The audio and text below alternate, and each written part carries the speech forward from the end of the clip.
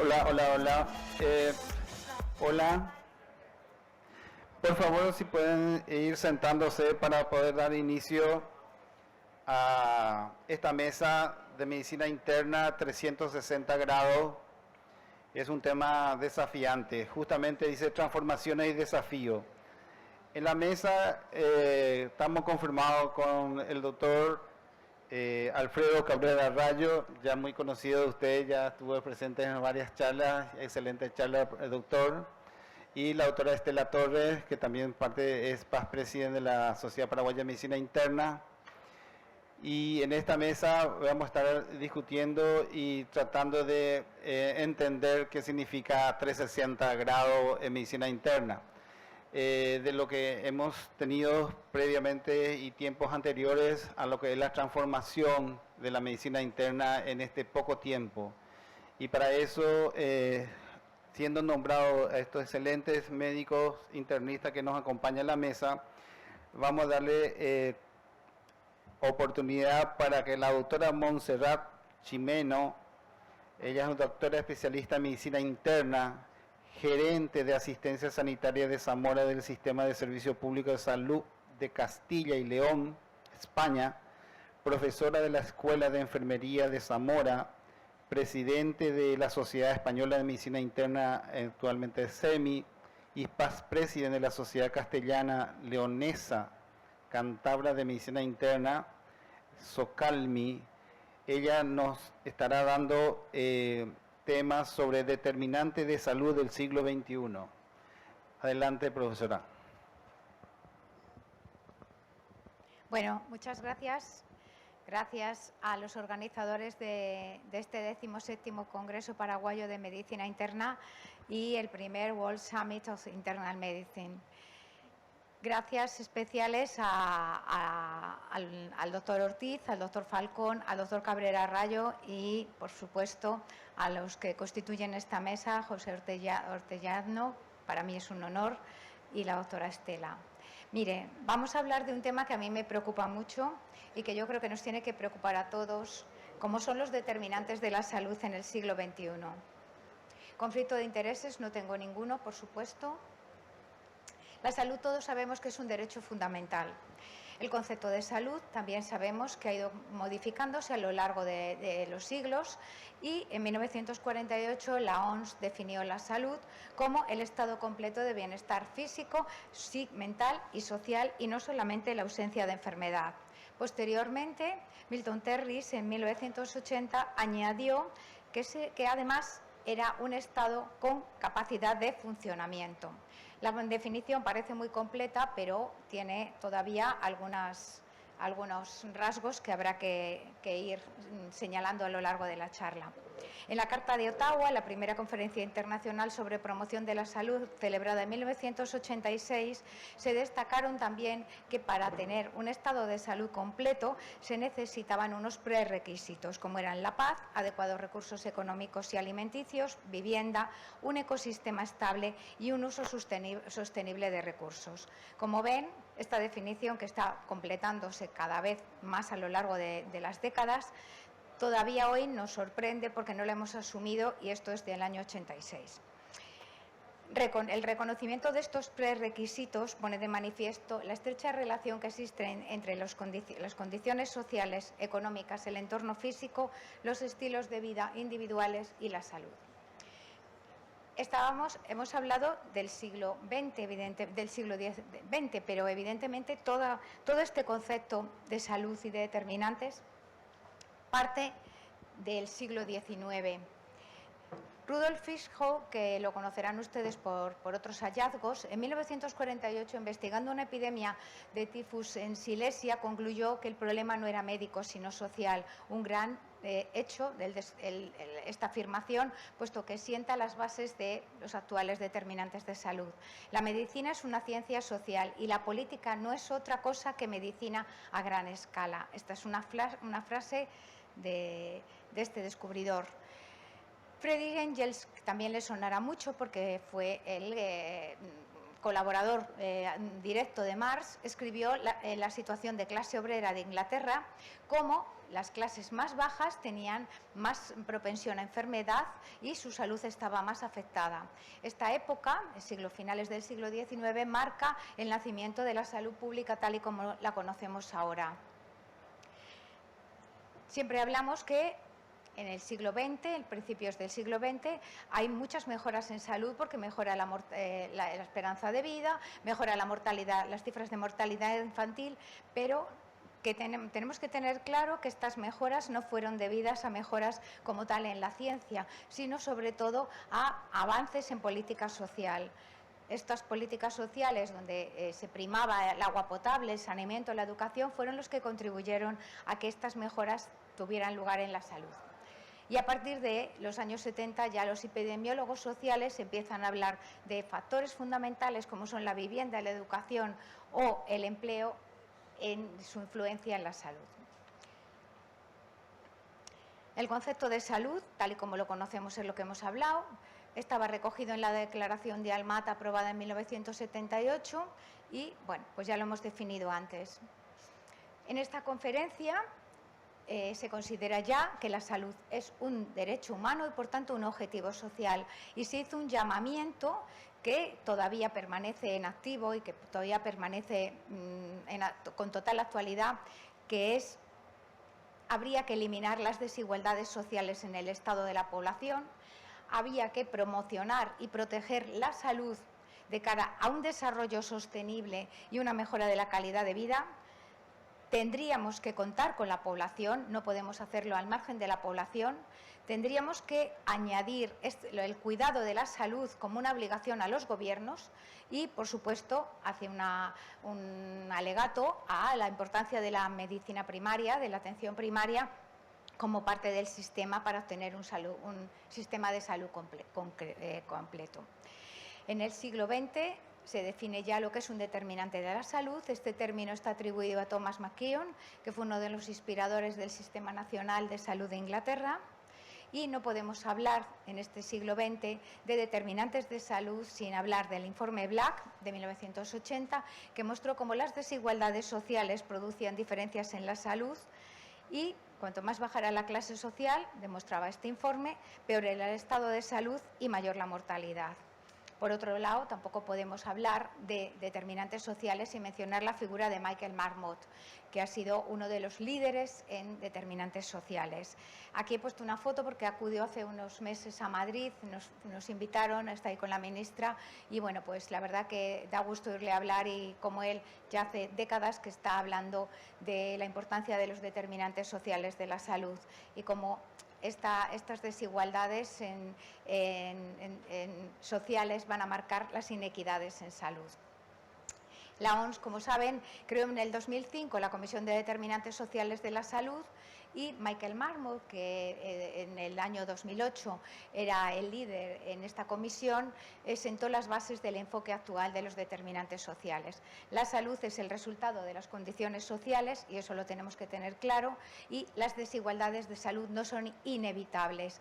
Algo fundamental: que tengamos en cuenta que las inequidades que tenemos en salud no son inevitables. Tenemos que luchar por lograr la equidad porque es algo alcanzable, sino que son consecuencias estas desigualdades de políticas, y estas políticas pueden corregirse. Desde entonces, los determinantes sociales de la salud se han convertido en una prioridad mundial, influyendo en las estrategias de objetivos de desarrollo sostenible, donde están implicados todos los sectores y todos los agentes que pueden influir en la salud, como son la educación, la pobreza, la igualdad de género, etc. Llegados aquí, estamos ya en el siglo XXI y vamos a definir algo que todos también conocemos, que son los determinantes de la salud. La OMS los definió como las condiciones en que las personas nacen, crecen, trabajan, viven y envejecen, y los sistemas que influyen en estas condiciones. Como todos sabemos también, las determinantes sociales de la salud se basan en una serie de modelos. Para la OMS, para la Comisión de Determinantes Sociales, los modelos más importantes y que más han marcado la trascendencia del modelo actual ha sido el modelo de Lalonde y el modelo de Landgren y Whitehead. Lalonde, como saben, era un estadista, un hombre polifacético, que fue un pionero en el tema de los determinantes sociales, puesto que en 1974 publicó este libro, Nuevas perspectivas sobre la salud de los canadienses, que sigue siendo uno de los documentos fundamentales en la promoción de la salud. Para la LONDE había 4 factores fundamentales que influían en la salud: los estilos de vida, los factores biológicos, el medio ambiente y la asistencia sanitaria. Estos 4 bloques están interrelacionados e influyen de manera directa entre ellos y de manera directa sobre la salud. El modelo de Dahlgren y Whitehead es un modelo del año 91 que ampliaron un poco, de alguna manera, el modelo de Lalonde y, bueno, pues como ustedes conocen, este modelo se interpreta como un arco iris, ¿no?, donde las partes interiores son factores individuales y que afectan menos a la salud, como puede ser la edad y el sexo, el estilo de vida, las redes sociales y después ya las condiciones de vida y de trabajo y condiciones socioeconómicas y culturales. A medida que avanzamos en ese arco iris, aumenta la importancia sobre la salud. Como ven, ha habido muchísimos modelos de determinantes de salud. Aquí les muestro unos cuantos, pero pueden encontrar otros muchos. Pero ya digo que los que más han influido para el actual concepto de determinantes de la salud de la OMS son el de Lalonde y el de Dahlgren y Whitehead. Y ya pasamos a ver cómo podemos hablar de clasificar estos determinantes de la salud. Hay varias categorías y hay distintas formas de clasificarlo y cada vez hay más bibliografía al respecto. Algunos los clasifican así como determinantes estructurales: ingreso económico, nivel educativo, ocupación, género, etcétera. Por otro lado, hay factores intermedios dentro de estos determinantes de la salud, como son las condiciones de vida, el entorno laboral, el acceso a alimentos saludables, las redes de apoyo social. Y luego, por otro lado, hay factores contextuales, como es el marco político, económico y cultural. Pero también pueden encontrar clasificaciones distintas y he mencionado aquí pues bastantes determinantes tal y como los pueden encontrar: determinantes sociales, determinantes genéticos y biológicos, determinantes económicos. Bueno, les mostraba ahí unos ejemplos de todo este tipo de determinantes. Determinantes económicos: la desigualdad económica es una causa clave de inequidades en salud, eso sí que hay que tenerlo claro. Determinantes ambientales, de los que hablaré también luego. Determinantes políticos, determinantes culturales, determinantes tecnológicos, determinantes conductuales, determinantes tecnológicos. Como ven, los determinantes de salud son infinitos y según la bibliografía que miren encontrarán unos u otros. Este es el modelo conceptual de determinantes sociales de la salud adoptado por la OMS, donde han hecho pues, un compendio muy completo de todo lo que influye en la distribución del salud y el bienestar.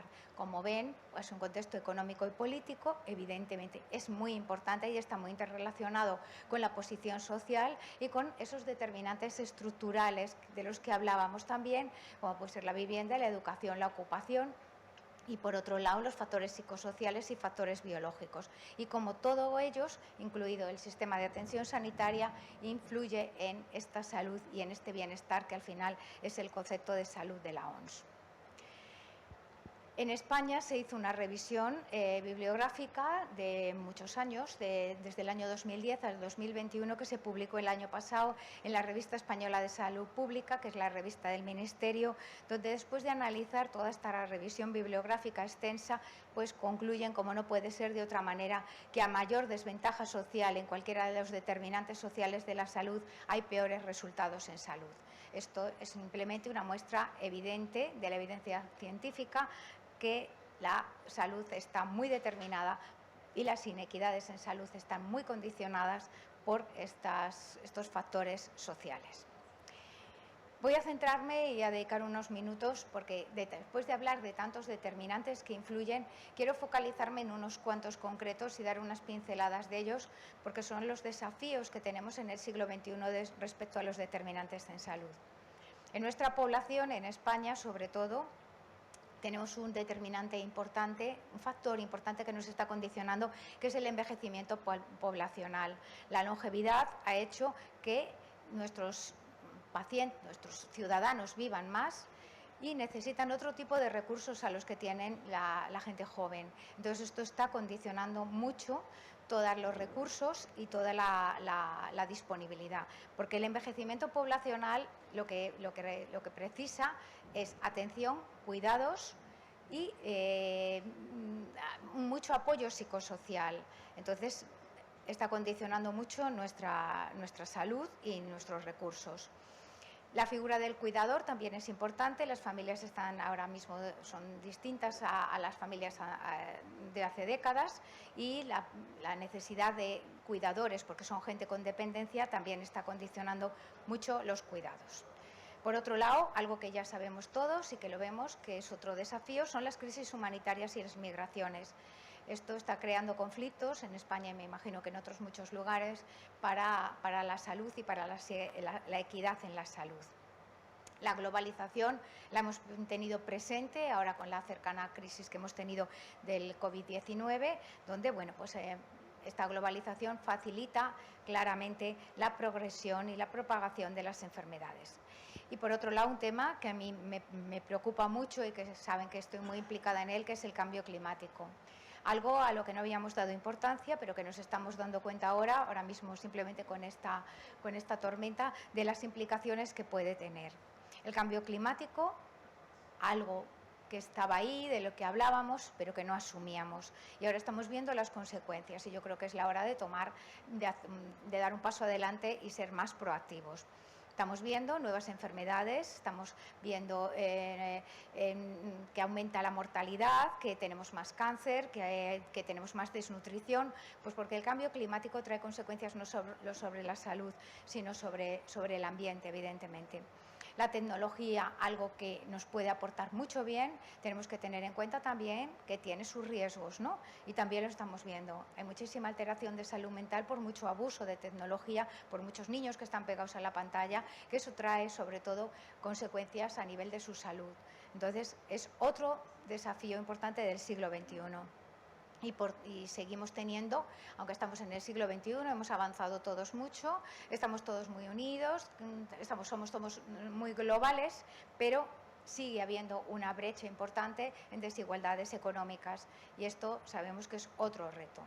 Y luego, bueno, la salud mental es algo que también nos tiene que preocupar. Como internistas vemos a la persona de manera global y vemos que cada vez tenemos más problemas de salud mental.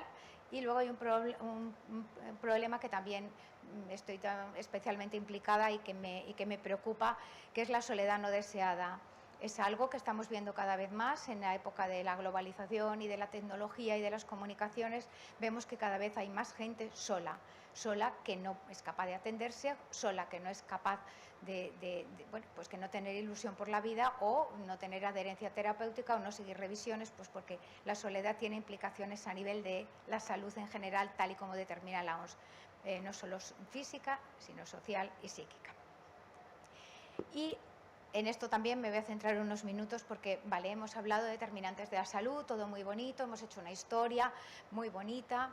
A mí siempre me gusta empezar con la historia para saber dónde estamos, pero ¿qué podemos hacer nosotros ahora mismo como internistas para disminuir el impacto de los determinantes sociales de la salud?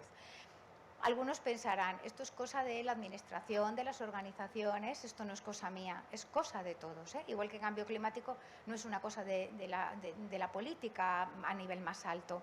¿Qué podemos hacer nosotros? Bueno, pues vamos a ir viendo lo que podemos hacer y veremos que podemos hacer muchas cosas.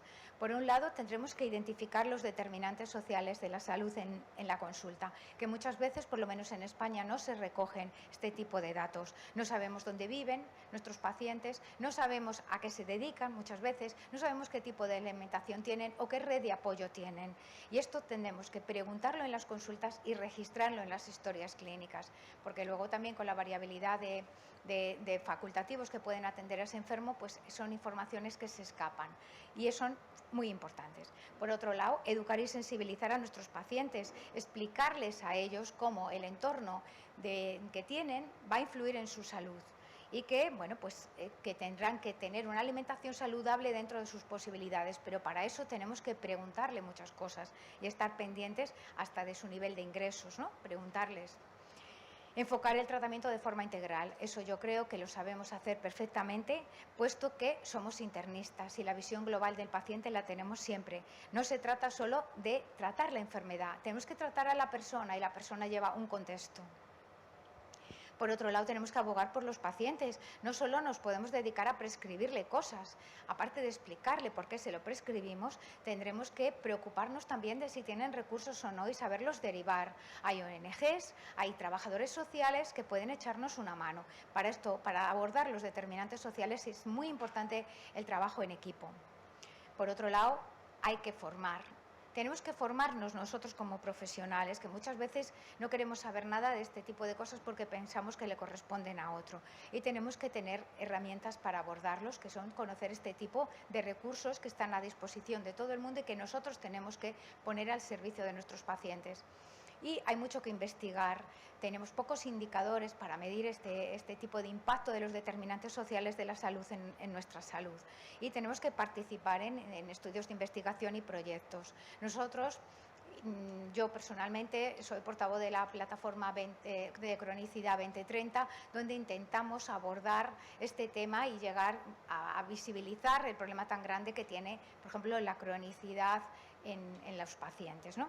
Y luego, por otro lado, promover la equidad desde la consulta, ¿no? Tenemos que ver las posibilidades de ese paciente respecto a tratamientos, hábitos de vida y ser conscientes de que tenemos que adaptar todas esas recomendaciones al contexto personal de esos pacientes. Estoy acabando ya, pero quería dar otras pinceladas sobre, bueno, el cambio climático es algo que nos influye a todos. Yo creo que todos estamos mentalizados y, de hecho, siempre me gusta poner este artículo que es de mi querido doctor Luis Campos, en el que colaboramos muchos de los que estamos aquí, porque yo creo que los servicios de medicina interna tienen mucho que decir en el cambio climático y en la degradación ambiental. Fue un convenio que costó mucho, pero llegamos a un consenso maravilloso entre todas las sociedades hispano-lusas. Hace unos días estuve en un debate de redacción médica, que es, bueno, pues, uno de los focos periodísticos más importantes de España, donde distintos, no solo sociedades científicas, yo como sociedad científica, había la enfermería, la administración, las sociedades de pacientes, intervinimos en algo tan importante como es las determinantes sociales de la salud.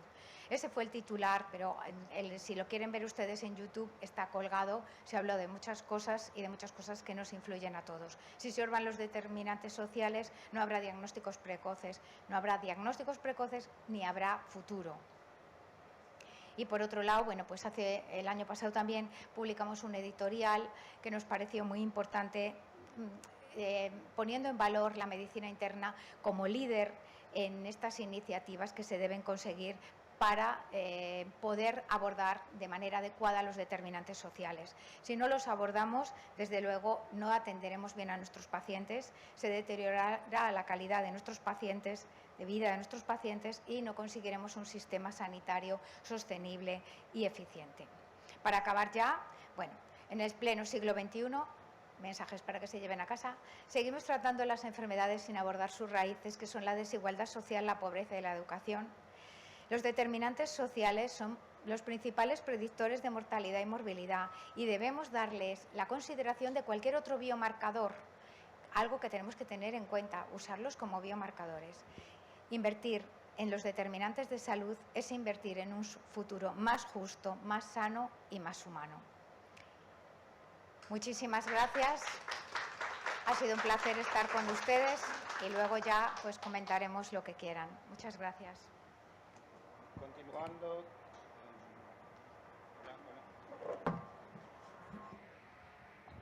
En el siguiente punto le invitamos al doctor Emilio Casarriego que nos hable exclusivamente de cambios en los pacientes hospitalizados en los últimos 20 años, nuevos retos.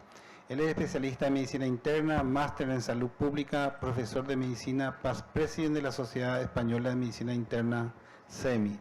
Adelante, profesor.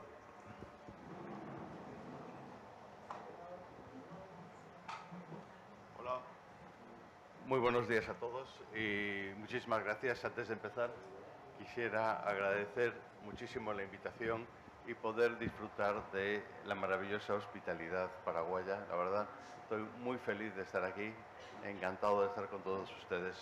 No puedo menos tampoco que agradecer a los integrantes de la mesa que me hayan dado la oportunidad de participar en algo tan importante como es debatir sobre cómo es el cambio que se está produciendo, cuáles son las nuevas realidades y también los nuevos desafíos. Y de eso seguramente me ha tocado hablar un poco a mí, los nuevos desafíos. ¿Qué está cambiando? Pues la verdad es que está cambiando todo y si lo ven en la medicina estamos viviendo un tiempo de absoluta transformación en todos los sentidos. Los cambios en la vida cotidiana se reflejan en la medicina, en las nuevas tecnologías, en los nuevos elementos, en los nuevos materiales que construyen bioprótesis o órganos, la inteligencia artificial que modificará muchos de nuestros comportamientos o la robótica que modificará también el cómo vamos a hacer diferentes actividades, por ejemplo, la cirugía.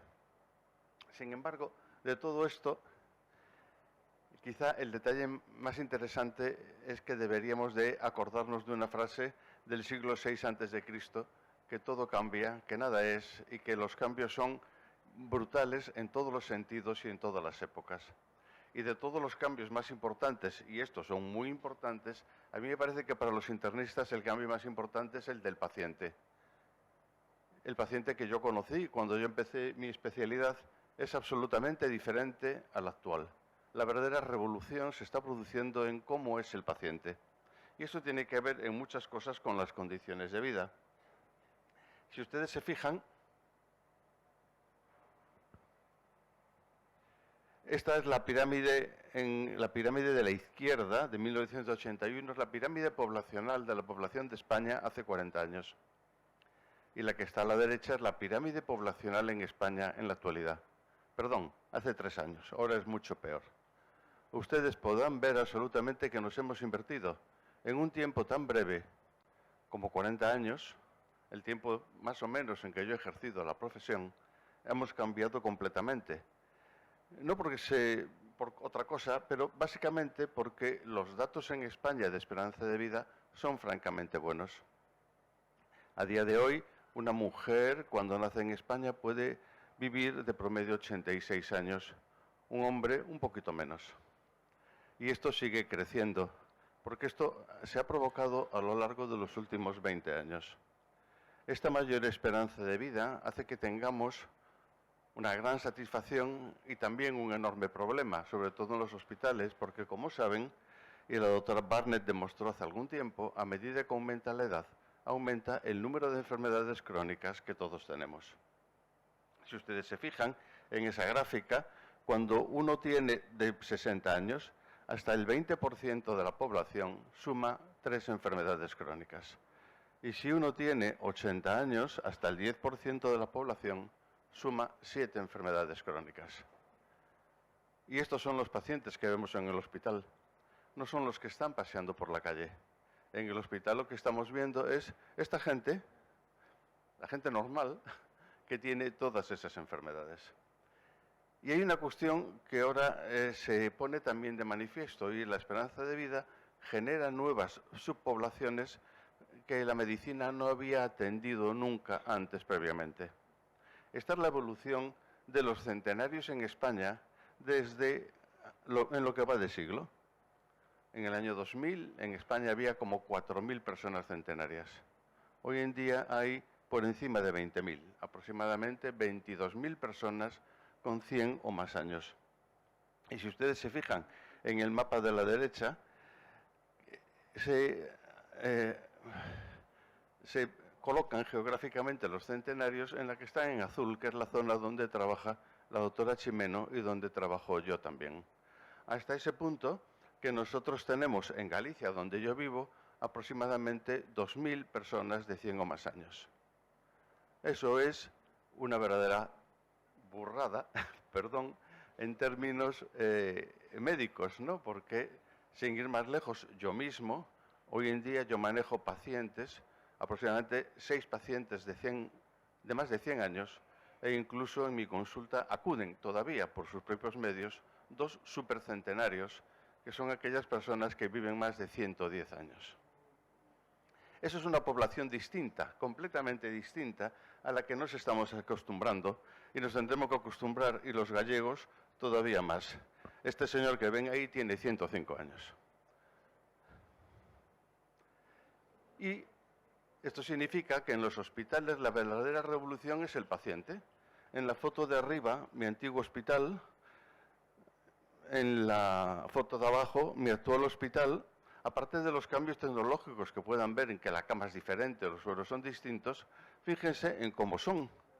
Uno es un jovencito, de la misma edad que la enfermera que la atiende. El otro es un señor francamente anciano. La gente que nos ingresa son cada vez más mayores. Y esto significa que se tienen que producir cambios y también nuestra actitud tiene que ser diferente. ¿Qué cambios se han producido? Bueno, uno es esto. ¿Cuántas enfermedades tiene un paciente? En el caso de este paciente que vemos ahí que ha ingresado en el hospital, este hombre tenía una neumonía, desarrolló una fibrilación auricular rápida y se deshidrató. Pero no solamente es eso. Él arrastra la mochila de su vida y es un paciente que toma fármacos modificadores de la enfermedad porque tiene una artritis reumatoide, tiene una diabetes mellitus tipo 2 y tiene una depresión mayor. Es posible que, si le preguntásemos a un R1 que tiene este paciente, nos diría que una neumonía. Y si le pidiésemos opinión a un médico mucho más veterano, nos diría que es un señor de tantos años con 6 enfermedades crónicas que además tiene una neumonía y que todas ellas influyen en el diagnóstico y en el tratamiento, y que cuando un médico va a atender a este paciente, no piensa solamente qué antibiótico le voy a dar, sino el conjunto de problemas y enfermedades que tiene detrás. Y eso sí que ha cambiado realmente. Estamos construyendo este estudio que les voy a presentar. Es un estudio con todos los pacientes ingresados en el área médica de 2 áreas sanitarias de Galicia, donde vivo. Es aproximadamente una población de 600.000 personas. Atendemos desde el año 2000, entre los años 2000 y 2022, hemos recogido los CMBDs del alto hospitalario de aproximadamente 170.000 pacientes, que suponen más de 250.000 ingresos. ¿Qué pasó? ¿Cómo son estos pacientes? ¿Cómo han evolucionado a lo largo de este tiempo? ¿Realmente han cambiado los pacientes? Bueno, fíjense ustedes. Esta es la edad al primer ingreso, o la edad media al primer ingreso en los hospitales. En el año 2000, la edad media de ingreso era 69 años. Actualmente, 74 años. Algo ha cambiado claramente en este tiempo. Y no solamente aumenta la edad, con el incremento de la edad cambia el sexo.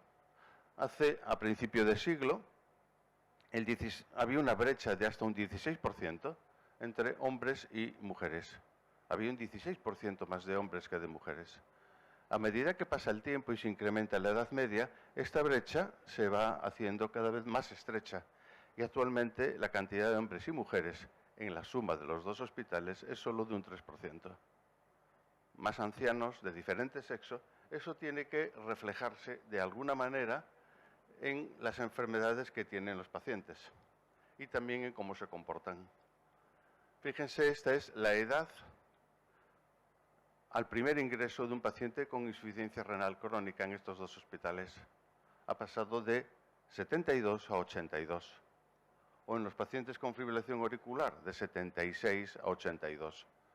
Cojan el problema que cojan, el diagnóstico más prevalente, el proceso más sencillo, el primer ingreso se hace cada vez más a edades más mayores. Posiblemente en Paraguay esto no sea tan así. Ustedes son una población muy joven. Tienen una mediana de edad de 29 años aproximadamente. Esto más o menos. Pero las condiciones cambian muy rápidamente y de los médicos más jóvenes que están en esta sala, muy probablemente dentro de 20 años verán pacientes como estos, no pacientes tan jóvenes.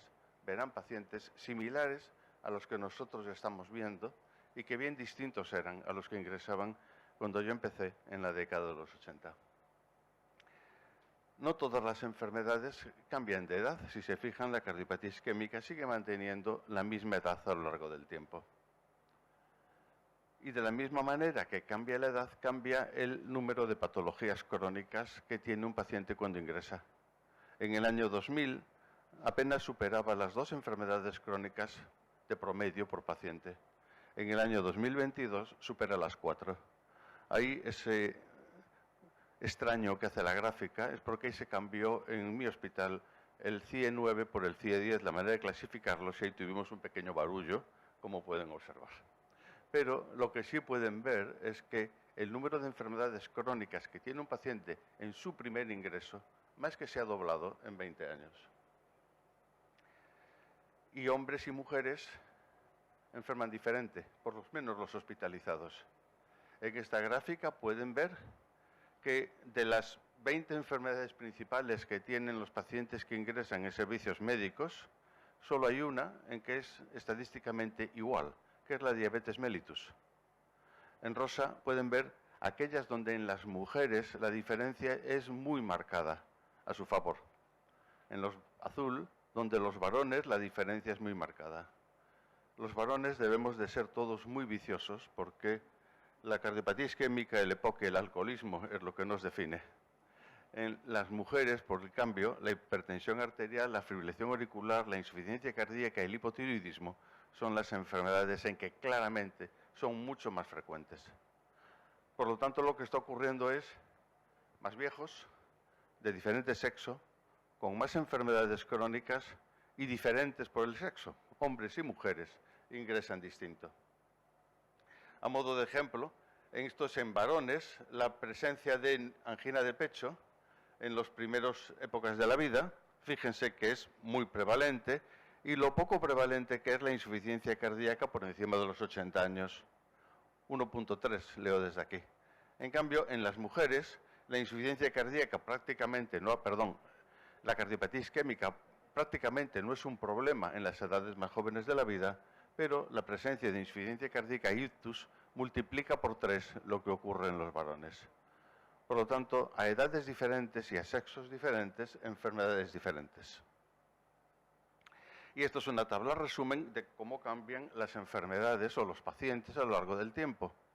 Pueden ver que son más viejos, cada vez más mujeres, tienen más enfermedades crónicas, si bien el número total de diagnósticos frecuentes en los pacientes con insuficiencia cardíaca se mantiene estable.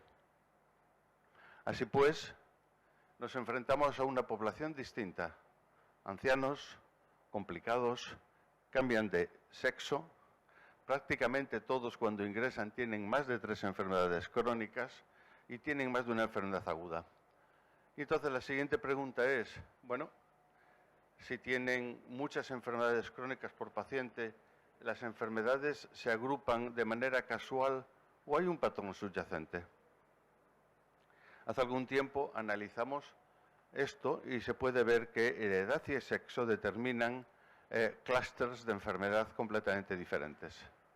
A medida que la edad es más joven, predominan los varones y las enfermedades asociadas al tabaco y el alcohol. Y a medida que nos vamos haciendo más viejos, predominan las mujeres con insuficiencia cardíaca, insuficiencia renal, anemia y síndrome depresivo. Por lo tanto, las patologías no son únicas, se asocian. Si usted le cuentan el perfil de un paciente y le dicen 3 enfermedades, seguramente va a poder adivinar la cuarta. Los médicos más veteranos seguro que son capaces de hacer eso. Son capaces de decir, bueno, si tiene insuficiencia cardíaca es muy probable que tenga fibrilación auricular y si es mujer es posible que sea diabética, es posible que tenga hipertensión, es posible y no van a fallar. Y esos clústeres se repiten de manera permanente en todos los países y entre todas las personas. Más viejos, más mujeres, más complejos, y esto significa además que cada vez ingresan más veces en el hospital. No sé si ustedes lo están viendo en Paraguay, pero en España es brutal.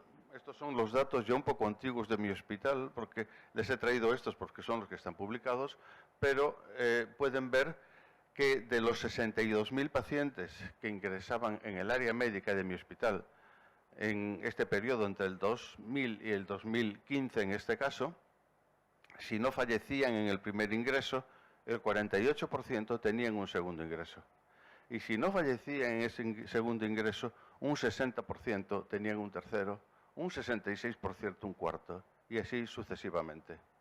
Por lo tanto, la tendencia es, son muy crónicos, tienen muchas enfermedades, y el concepto de que el hospital me curo y sigo con mi vida normal ha cambiado. Si ingreso y no me muero, lo más probable es que tenga que ingresar nuevamente en el hospital en un tiempo relativamente cercano. Por lo tanto, en los hospitales la patología crónica más frecuente es la multimorbilidad, tener muchas enfermedades crónicas a la vez. Y lamento decirlo, pero esto es un nuevo tipo de paciente que la medicina no había atendido o no había analizado nunca en profundidad previamente. Y sin embargo, para este tipo de pacientes, las herramientas que tenemos son escasas. Fíjense que las guías de práctica clínica están creadas sobre la evidencia de ensayos clínicos de donde se excluye a los más ancianos y a los más complejos. Por lo tanto, una pregunta lícita es, ¿todas las guías nos valen a nosotros? Y por otro lado, si los pacientes son estos y nosotros seguimos teniendo una organización hospitalaria creada a finales del siglo XIX o del siglo XX, ¿la organización hospitalaria actual es la adecuada para estos pacientes? Es una pregunta que les dejo, pero fíjense que a día de hoy el paradigma ha cambiado. Siempre pensamos que la atención hospitalaria es, llego, me sacan el apéndice y sigo mi vida normal. Hemos pasado de patologías agudas a patologías crónicas. Ya no podemos tener una actitud reactiva. Estoy sentadito en mi hospital al lado de la cama y cuando llega el paciente lo atiendo. A lo mejor tenemos que salir a intentar que el paciente no vuelva a enfermar o no recaiga o recaiga más tarde. Hemos analizado siempre nuestra propia vida basándonos estudiamos enfermedades. Hoy me toca estudiar el síndrome nefrótico y mañana me toca estudiar la glomerulonefritis membranosa. Tendremos que empezar a pensar que nosotros atendemos a personas y que tenemos que estudiar basado en lo que vemos, personas. Y necesitamos tener en cuenta que esta complejidad no puede producir fragmentación. Un paciente no puede tener 6 médicos, el del riñón, el de la diabetes, el del corazón. Hay que centralizarlo en alguien. Y eso es vital. Y por si fuera poco, a los cambios clínicos que yo les he relatado se suman cosas que ya ha comentado la doctora Chimeno. Hay cambios sociales. Las personas tienen una expectativa cada vez mayor de salud. Uno espera curarse y volver a ser como antes. Las expectativas ya no son las mismas. Los médicos luchamos contra las expectativas de la gente. También con cambios culturales. En España estábamos acostumbrados a que la familia era el nido protector que cuidaba de los enfermos. Las familias han cambiado y por lo tanto los nidos también. Cambian las relaciones familiares, cambian los deseos donde morir. Por lo tanto, lo que nos estamos viendo es que tenemos una situación cada vez más complicada, no solo en el ámbito clínico, sino también en el ámbito social. Y tendremos que ver si nos preparamos para eso. Fíjense ustedes, seguimos aprendiendo en la Facultad de Medicina orientada según enfermedades individuales. Las guías de práctica clínica son sobre enfermedades individuales. Aún no sabemos hacer bien las guías sobre multimorbilidad. Una pregunta para provocar. ¿Las especialidades médicas, tal y como están concebidas hoy en día, siguen siendo útiles? Fueron muy útiles en el pasado, nadie cabe duda, pero a día de hoy sigue siendo razonable hacerlo así. Tenemos que seguir fragmentando la asistencia y que el paciente tenga que ver a 5 o 6 médicos, porque si eso es así, vamos a tener seguro intervenciones múltiples, innecesarias, ineficaces o muy dañinas. ¿Cuántas veces hemos visto que un médico receta sin saber lo que le ha puesto el anterior? Y sobre eso, ¿la arquitectura hospitalaria es adecuada? ¿Puede haber escaleras en un hospital? ¿Por qué se nos caen los pacientes en los hospitales? Y por último, la carga de la enfermedad. Si todo eso es así, ser enfermo es una profesión a la que hay que dedicarle muchas horas al día para atender a todas las cosas que hay que hacer. Por lo tanto, estamos llenos de retos y de desafíos, porque la medicina de mañana tiene que construirse sobre los valores de siempre, En eso no podemos cambiar en los valores, pero sí que es verdad que los pacientes son distintos. Y por lo tanto, para acostumbrarnos a eso se precisan cambios. Cambios no tienen por qué ser abruptos, seguramente serán paulatinos, pero la concepción de la medicina y su organización tiene que cambiar para adaptarse a las nuevas circunstancias. Diagnósticos más amplios, tratamientos más complejos, todo será mucho, mucho más difícil. Eso que nos decían de que cuando tengas una resonancia en tu hospital todo va a ser más fácil, no se lo crean, es mentira. Le arregla un problema pero le crea dos nuevos. Y lo mismo está pasando con las nuevas herramientas. Por provocar también y por acabar ya, la inteligencia artificial a día de hoy nos resuelve los problemas a los internistas. Muchísimas gracias.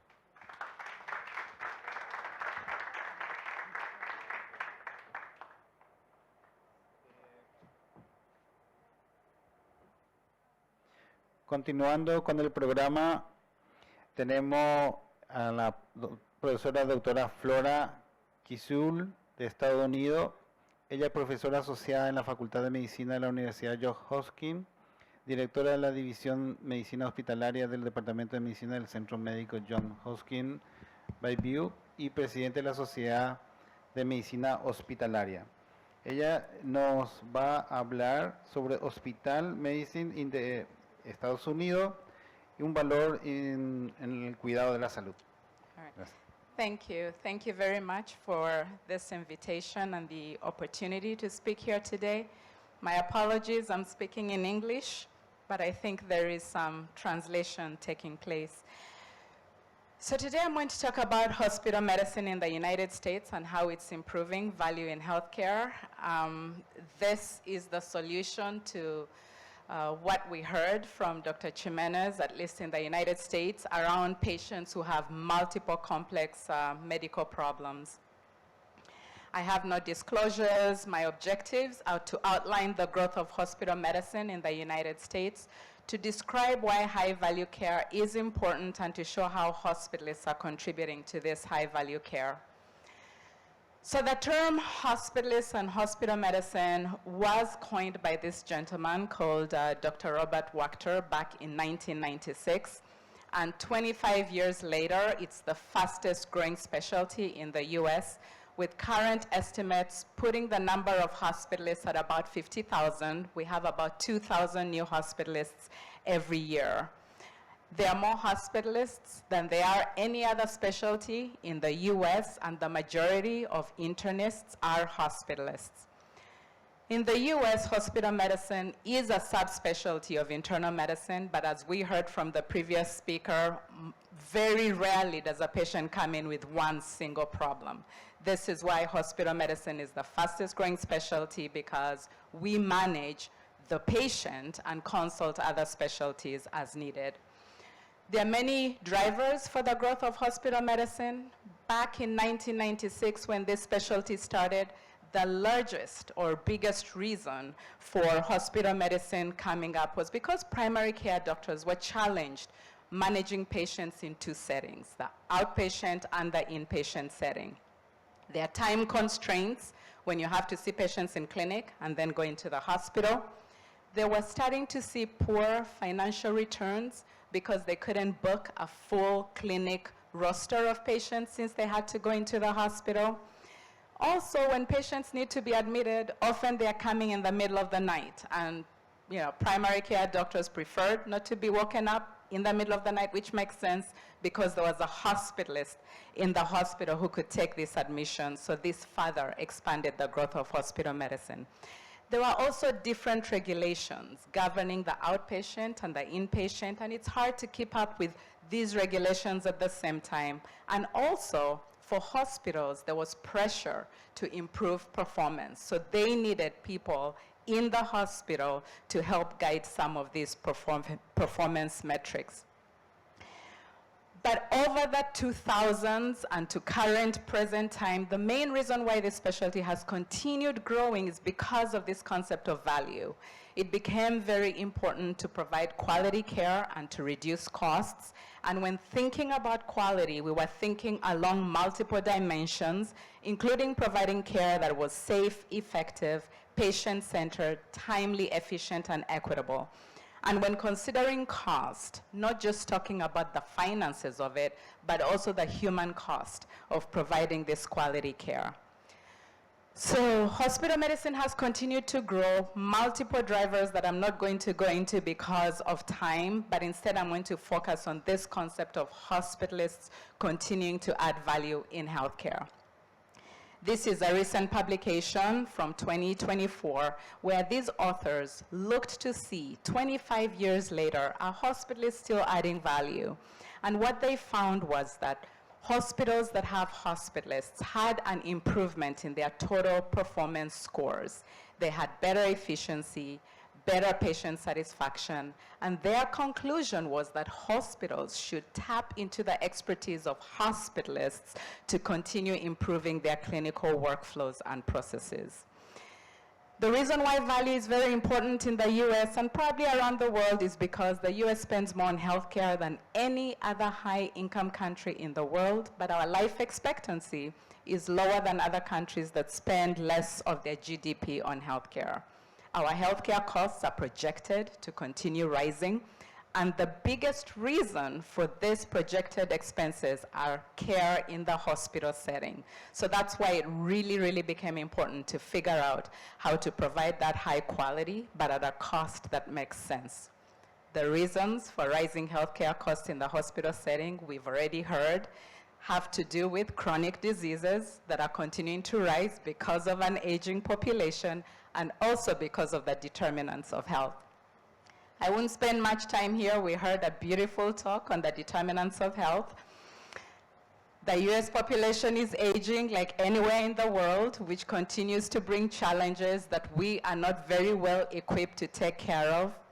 But a solution to all of this so far in the US has been this concept of hospitalists providing high-value care and considering the health of populations along a continuum.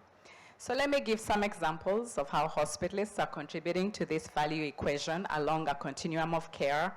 It falls in 3 buckets. The first one is keeping patients at home when we can. The second is improving quality and reducing cost of inpatient or hospital care. And the third is improving these transitions of care. Let's start with keeping patients at home. So the biggest example of this is the emergence of home hospitalists and hospital at home. I know our colleagues in Europe and Spain have been doing this for years. In the US, this is something that we're just starting since 2020 and COVID. But keeping hospital patients at home and the emergence of the home hospitalist is showing shorter length of stay, lower mortality, lower costs, lower skilled nursing facility use, lower readmission rates, and low escalation from the hospital at home into a brick and mortar setting. Hospitalists are also adding value by partnering with palliative care. As our patient age increases, we are finding, at least in the US, that so much in terms of cost is spent in the last year of a patient's life. And so this partnership between hospitalists and palliative care is to ensure that we are providing the kind of care that aligns with patients' goals of care. Because many patients would choose not to be hospitalized if they understood that their disease process was end stage. And so this partnership is reducing length of stay and also saving costs. Hospitalists are contributing to the value equation by improving quality and reducing cost of inpatient care. They are doing this through new models of care, through advocacy, and through the use of technology. So let's take some models, some examples of models of new models of care, the biggest one being co-management. Co-management is shared responsibility for the care of a hospitalized patient. It optimizes care of patients with multiple comorbidities when they are hospitalized. Hospitalists are co-managing not just with surgeons, but with subspecialists also. As we learned, rarely is a patient coming in with a single problem. And 85% of hospitals in the US are engaged in some kind of co-management. There are many outcomes of co-management, including reducing post-operative complications, reducing mortality, reducing readmissions, reducing time to surgery, reducing escalation to ICUs, and also reducing cost of care. Co-management has been shown to increase the use of evidence-based treatments, and the success of co-management with surgeons is leading to subspecialty co-management. So here are some examples. This is a group out of Stanford that co-manages with orthopedic surgery. What they found is decreased complications, decreased length of stay, decreased rapid responses, and decreased cost of care. This example comes from Yale. They co-manage with oncology. What they have found is earlier in the day discharges, reduced length of stay, reduced stress on oncologists, which allows them to spend more time on some of their competing interests. This final example comes from Spain. The hospitalists there co-manage with cardiac surgery. What they found was reduced mortality and reduced treatment failure. A second example of a new model of care is this concept of hospitalists functioning as triagists. And what this means simply is, if a patient comes to the emergency department and the emergency doctors feel the patient needs to be admitted, they'll call a hospitalist who evaluates the patients and then decides where this patient should best be taken care of. It can be an inpatient bed, but the other option is to coordinate care so that this patient can be taken care of either in the outpatient setting or even at home. So this model of triages is emerging more and more around the country. Hospitalists are contributing to this value equation and improving inpatient care through advocacy. So just last year, multiple hospitalists from multiple states visited multiple congressional offices, sending multiple messages to Congress, and really impacting on some of the laws that govern how we take care of our patient. And so the one example that I show there, that star in the green, is showing that because of this advocacy, reimbursement for hospitals at home was extended. It had been approved for a short period of time during COVID and was set to expire, but advocacy expanded this reimbursement. So the green are actual laws that have passed, the yellow is work still in progress, and the red is yet more work to be done. Hospitalists have partnered with the American Board of Internal Medicine in the Choosing Wisely campaign, which is all about high-value care. But we've also developed our own, which is called Things We Do for No Reason. So if you Google, you'll see multiple institutions giving examples of things we do for no reason.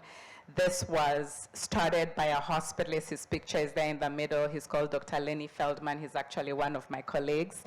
And there is an example, things we do for no reason, routine use of antibiotics for acute and complicated diverticulitis. So there are many, many examples of this in the literature. This is published monthly so that we can tap into providing value care.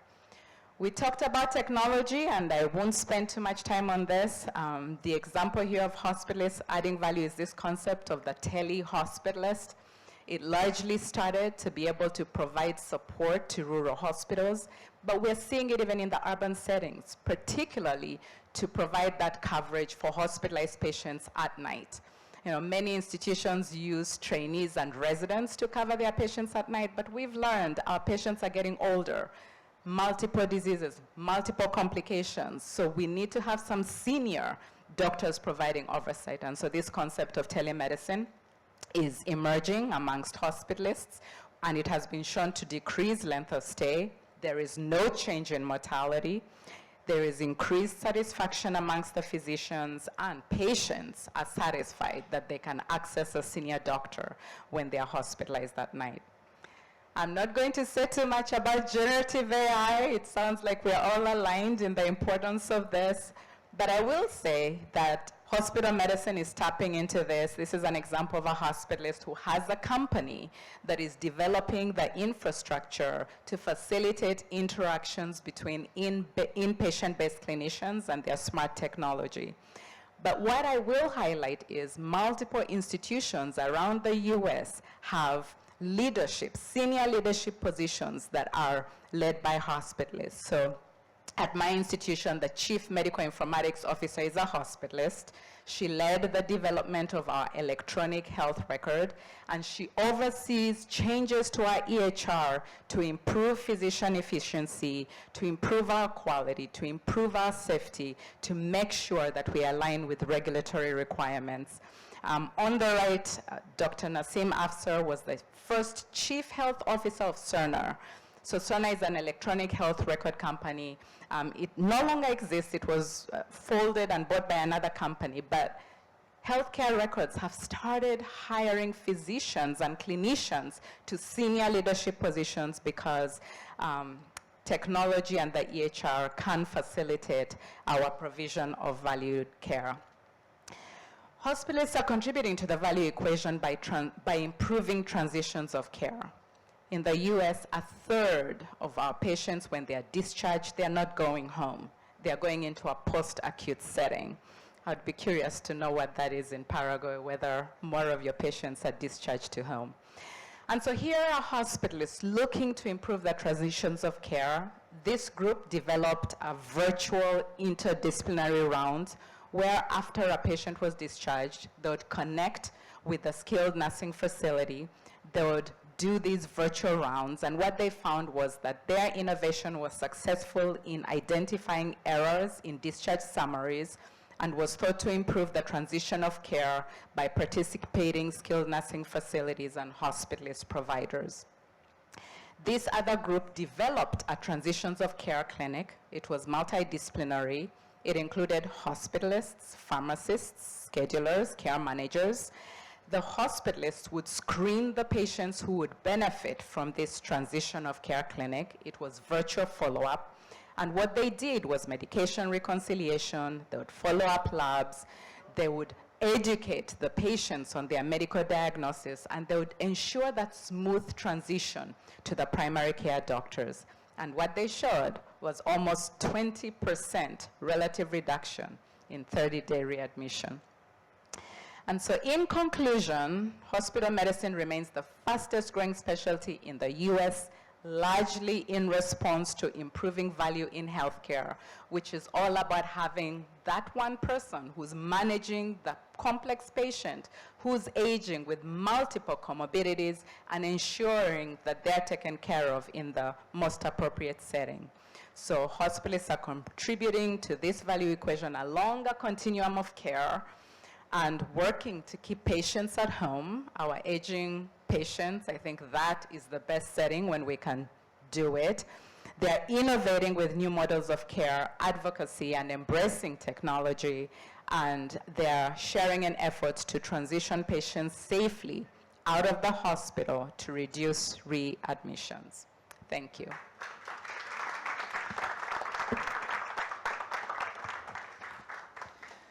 Y ahora tenemos el último tema con el doctor Guillermo Sequera. Él es médico internista, especializado en medicina preventiva y salud pública, máster en salud pública y máster en metodología de la investigación en ciencias de la salud, investigador PRONI 1, docente de salud pública de pregrado y posgrado en la Universidad Nacional de Asunción. Él nos va a dar temas sobre enfermedades sin fronteras, riesgos sanitarios en el siglo XXI. ¿Estamos listos para la próxima crisis? Doctor Guillermo. ¿Qué tal? Bueno, gracias antes que nada por la invitación a la mesa. De este prestigioso congreso, ¿verdad? Y esta charla que está súper conectada, yo quedaba al final y les escuché a todos y la verdad que está todo muy conectado, todo lo que estamos diciendo, ¿no? Bueno, me pidieron un poco que hable, no sé si está la presentación. Ok, espero.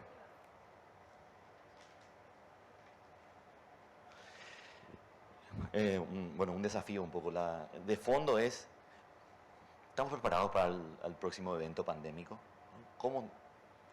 ¿Cómo hay que prepararse? ¿no?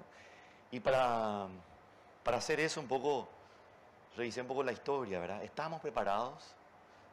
¿Sabíamos que venía algo realmente o no? Un poco de ese proceso que voy a hacer.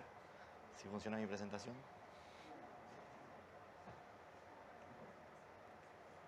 ¿No funciona? Tecnología.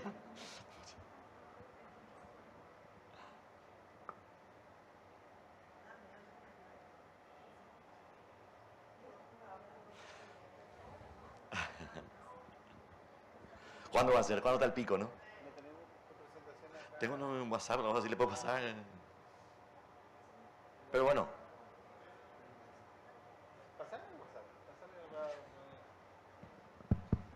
Bueno, vamos a darle 2 minutos para crear eso, El teléfono está acá. para estar en contra de la tecnología.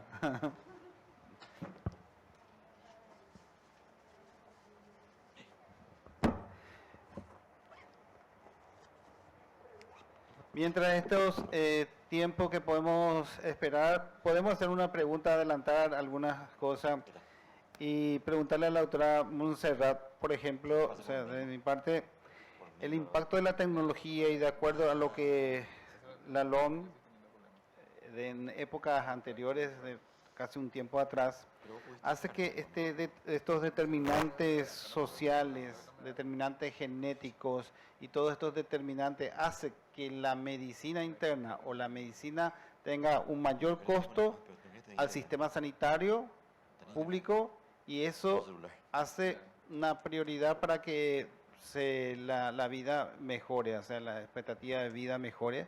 Sí, ese es un buen punto. Y el otro punto que a mí me llama mucho la atención es que yo sé que, por ejemplo, la soledad es un factor de riesgo actualmente y que en Inglaterra tiene una ministra de la soledad, ¿verdad? Y que esa soledad existe más en jóvenes o adultos mayores. Bueno, respecto a la tecnología, yo creo que ayudará mucho, ¿no? Ayudará mucho, pero hay que encontrar un equilibrio, puesto que la tecnología nos va a ayudar a mantener a los pacientes en casa, nos va a ayudar a encontrar evidencia para patrones de comportamiento, algoritmos de comportamiento y de predecir recaídas y a facilitarnos el seguimiento, pero evidentemente hay que invertir recursos y yo creo que hay que ser un poco sensatos a la hora de invertir. Hay que invertir, se necesita dinero para tratar los problemas actuales que tenemos, pero también con cierta evidencia, apoyada en la evidencia. Por otro lado, respecto a la soledad, en España hay el Observatorio de la Soledad no deseada, y la soledad no deseada aparece en jóvenes, en un porcentaje muy elevado. O sea, parece que los jóvenes están muy conectados y no tienen soledad, pero tienen soledad, aunque estén todo el día conectados a aparatos electrónicos y a redes sociales. Luego, en realidad, no tiene quien les acompañe a una consulta o no tiene quien les haga un seguimiento. Ya no personas mayores que sí que con dependencia pues necesitan un cuidador. Pero la soledad es un problema muy grande, porque en el siglo XXI, con tanta tecnología y tanta red social, vemos que en el fondo la gente está sola. Porque ese sentimiento de solidaridad que se tenía antes y que todavía existe en la zona rural y está demostrado en este observatorio, les invito porque está todo publicado, Observatorio de la Soledad no deseada en España, que tiene datos muy recientes de hace 2 años, está todo publicado. Y entonces están más protegidos los pacientes que viven en zona rural porque ese sentimiento de solidaridad sigue ahí presente. Pero los demás, pues vamos a ver que es un problema, y un problema con consecuencias económicas y consecuencias clínicas, que es lo que más nos tiene que preocupar. Y de esto os podría hablar mucho porque la soledad no deseada es un tema que me gusta. Gracias. Ahora ya estamos, Guillermo. Gracias, José. Bueno, este es el título que me recomendaban, pero como les dije, la idea un poco es empezar un poco por la historia, cuando empezamos a hablar o tomar conciencia de que se venía algo o que se viene algo. Y yo destaco un poco esta publicación de inicio de los 90, que está considerada como uno de los libros de salud pública más importantes del siglo pasado. Virus emergente sería del Dr. Morse. Y es la primera vez que, por ahí se decía, pero la primera vez donde se plasma todo esto del concepto de lo que es un virus emergente. Hoy nos puede sonar un poco, todos los días decimos eso, ¿no? Emergente, reemergente. Bueno, ahí, en el inicio de los 90, él habló un poco ya de potenciales virus que podrían, ¿no? Que tienen capacidad de potencial epidémico, pandémico, ¿no? En los 90 escuchar esto era toda una novedad, ¿no? Y hablaba ya de lo que impulsa esta situación, hacia dónde vamos, ¿no? Y el libro habla de todo lo que son los cambios ecológicos, decía él, ¿no? El cambio climático, lo decimos hoy, ¿no? La globalización que iniciaba, imagínense en los 90 la cantidad de vuelos que había y la cantidad de vuelos ahora mismo y cómo estamos conectados 30 años después, muy, muy diferente. La interacción humano-animal, una falta de vigilancia adecuada, ¿verdad? Que hoy todavía no estamos conformes con lo que tenemos, pero él lo decía eso allá en los 90, no estábamos articulados, los sistemas de vigilancia eran todos muy nacionales, no había un concepto internacional de compartir información, ¿no? Y el mal uso de antibióticos, ya lo decía allá en los 90, ¿no? Y bueno, y habla un poco de propuestas, empezó a pensar en los sistemas de vigilancia integrados de los países, de los estados, ¿no? Tenemos que tener estos espacios de colaboración, de formación, pero también de colaboración y compartir conocimiento. La cooperación internacional, obviamente, la vigilancia anticipatoria, ¿sí? No solamente estar viendo lo que está pasando y tener, bueno, no, pero ¿qué viene? Las proyecciones, ¿no? ¿Y cómo va a ser el escenario aquí a unos años? A trabajar eso, desde la epidemiología, desde la vigilancia, ¿no? Y el concepto de early warning, que en ese momento era muy novedoso, ¿no? Hoy, después de la pandemia, son términos muy utilizados, ¿no? Y a principios de los 2000, varias publicaciones de Fauci, ¿verdad? Haciendo ya los mapas del mundo, los diferentes riesgos globales. Este año estos son los riesgos globales, tratando de anticiparse, pero también muchísimas publicaciones donde, bueno, ¿y qué más? Más allá de la parte de salud, ¿cómo estamos en el financiamiento? ¿Cuánto cuesta un evento de este tipo? ¿Cuánto cuesta a los estados? ¿Cuánto cuesta a los países? ¿Cómo nos organizamos? ¿Cuánto está haciendo el financiamiento en los Estados Unidos, ¿no? En ese momento había como un estancamiento de la inversión en innovación, en investigación, y bueno, esta línea de artículos un poco apuntaba a criticando eso, ¿no?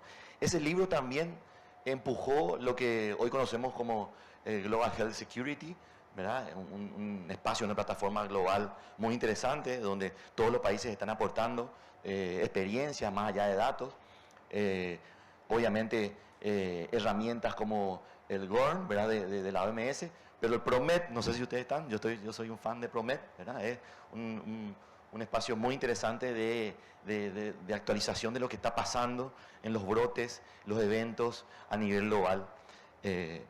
También, bueno, ese documento, ese libro que él hizo, dio conceptos para que el reglamento sanitario también, luego de la crisis del primer SARS-CoV-2, después lo del Anthrax, de las Torres Gemelas, todo ese periodo, el reglamento sanitario internacional saca una actualización en el 2005, ¿no? Cambiando totalmente la óptica de lo que era en aquella época el reglamento sanitario internacional de 69, que estaba muy enfocado al control de las mercaderías, los barcos que traen, ¿no? Bueno, el transporte, la movilidad, un poco de esto, sino pensar un poco más integralmente. El reglamento sanitario todavía vigente, ¿verdad? Tiene un poco esa huella de ese documento, ¿no? Muy importante. Y bueno, existen diferentes foros, diferentes espacios prepandémicos, ¿no? Donde ya se estaba discutiendo esto. Bueno, hay un video famoso donde sale Bill Gates poniendo un ejemplo en uno de estos espacios. Y bueno, y la próxima pandemia podría ser un coronavirus, y empieza a hablar, ¿no? Y bueno, este video lo mató porque después fue un coronavirus. Bueno, pero bueno, estaba hablando con la gente que sabe, ¿no? Y estaba hablando un poco con los que saben lo que se podría venir, ¿no? Y esos paneles ya hacían sus evaluaciones. Imagínense allá en el 2016, señalaban, cuando hacían evaluaciones, que hay un altísimo riesgo, obviamente, de una gran crisis y que está totalmente subestimada, ¿no? Y que la preparación y la capacidad de respuesta del mundo es lamentablemente insuficiente, ¿sí? O sea, ya se sabía, acá si pasa algo, estamos todos totalmente desordenados, ¿no? Y haciendo un poco de historia, ¿verdad? Pero ¿qué pasó? ¿No? Los últimos 200 años, bueno, yo que investigo mucho tuberculosis, siempre pongo esta diapositiva en todas mis diapositivas, tengo un conflicto de interés con la tuberculosis, pero es la enfermedad que más mató, por lo menos en los últimos 200 años. Esta publicación en Nature es muy interesante, como y de lejos, ¿no? A la plaga, influenza, al cólera, al mismo HIV, ¿no? Pero si vemos en el tiempo y vemos los diferentes eventos, las diferentes epidemias, las diferentes pandemias que ocurrieron en el mundo, bueno, la de COVID la verdad que fue pequeñita, finalmente. Estas pelotas tienen el tamaño y la cantidad de muertes, ¿no? Y fíjense cómo durante los últimos 2000 años, por lo menos las registradas, las escritas, ¿verdad? Vemos que siempre ocurrieron, ¿no? Esto para ustedes no hay ninguna novedad. Lo que sí, que es prepararse para un evento de este tipo. Y bueno, la OMS hace como scores, hace como un checklist que se hace en los países de cómo están sus capacidades en gestión de enfermedades zoonóticas, en control de infecciones, en fortalecimiento del sistema de salud, en financiamiento, ¿no? Y bueno, y sale un score, Paraguay está ahí más o menos la mitad de tabla, y por ahí está Paraguay. Y bueno, y obviamente los países centrales, ¿verdad? Estados Unidos, Inglaterra, bueno, países europeos, muchos de ellos, con un score altísimo, o sea, estaban bien preparados, ¿no? Pero ¿qué pasó? O sea, vino la pandemia, evaluamos el score y vemos que los países que estaban bien preparados también, con altísimas tasas de mortalidad, ¿verdad? ¿Qué pasó? Estábamos bien preparados, pero ¿qué pasó? Teníamos altas capacidades, funciona ese score, ¿no? Tenemos países que estaban también bien preparados, pero Australia, Corea, Tailandia, ¿no? Que tenían sí, un buen score de preparación y una bajísima tasa de mortalidad en esta epidemia. Que esto sería lo ideal, ¿no? Y muchísimos países que estaban mal preparados y una aparente menor mortalidad. Aparente porque haciendo los ajustes sí es mayor, pero no llega a ser mucho mayor que la mortalidad que tuvieron los otros países. Podemos discutirlo por los ajustes de tasa de edad y la capacidad de registro, ¿no? Pero bueno, esto es un poco lo que nos queda. ¿Esto score sirve, no sirve? Bueno, ¿y prepararse para qué? Luego de todo lo dicho, lo que ocurrió no es un cisne negro, como dicen los economistas, no fue un evento inesperado, ¿no? El cisne negro es algo que no lo esperábamos y tiene un impacto gigante y ahí nos damos cuenta y entendemos un poco todo lo que pasó, ¿no? En realidad, lo que ocurrió fue realmente un rinoceronte gris parado al lado nuestro, que no lo mirábamos, que no le hacíamos caso, ¿no? Lo reconocemos, lo evaluamos inclusive periódicamente, pero que lo ignoramos, ¿no? El COVID en gran parte fue esto, ¿no? Y pensando un poco, ¿quién se tiene que preparar? ¿Por parte de quién? ¿Quién es responsable? Tienen que ser los gobiernos, tienen que ser los estados, los organismos multilaterales, ¿verdad? Puede ser la OMS o no, puede ser subregionales, ¿no? Y obviamente con un enfoque intersectorial y de comunidad. ¿Pero qué modelo? ¿Qué hago? Y hay muchísimos modelos. Todo se está creando, ¿no? Todo se está discutiendo. Estamos dudando un poco de todo lo que hicimos antes, si funciona o no funciona, ¿no? Hay varios modelos de conceptualización de cómo es prepararse, hay unos consensos, pero después de la pandemia un poco que lo estamos discutiendo, ¿no? Obviamente reforzar nuestros sistemas de salud, ¿no? Y nosotros como Paraguay tenemos una deuda ahí tremenda, ¿no? Pero no solamente esto, hay que pensar de manera integrada, obviamente, lo que es los sistemas de seguridad social. Prepararse en salud es también pensar el entorno urbano, cómo pensar nuestras ciudades, ¿no? Cómo pensar los modelos de financiamiento, cómo funcionan nuestros países. Y hay modelos, estos son modelos prepandémicos, ahí de 2018, 19, del EuroCDC, entre 2013 y 2017, se hablaba mucho en esa época, 2012, 13 se hablaba, ya se empezaba a hablar de la resiliencia, esa palabra, ¿verdad?, que explotó con su moda en la pandemia, la robamos de los psicólogos, ¿verdad?, y la aplicamos muchísimo en salud pública, en políticas públicas, que tampoco es bajar los brazos y bueno, hay que adaptarse, no, también es modificar, ¿no? Es modificar, no es muy pasivo.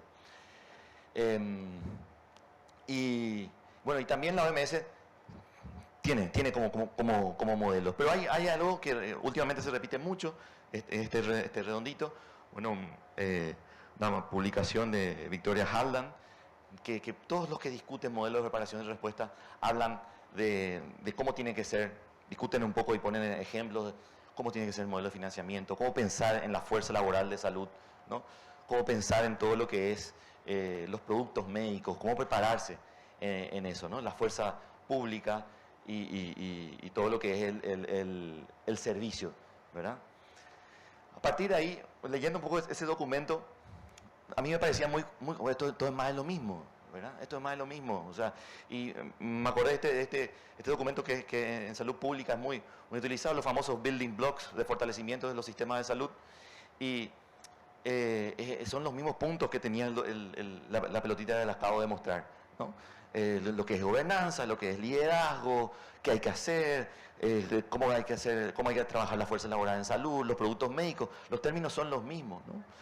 Quizás lo que tiene de diferente en estos nuevos modelos es, bajo la experiencia de la pandemia, qué cosas nuevas ocurrieron que ni pensábamos, ¿no?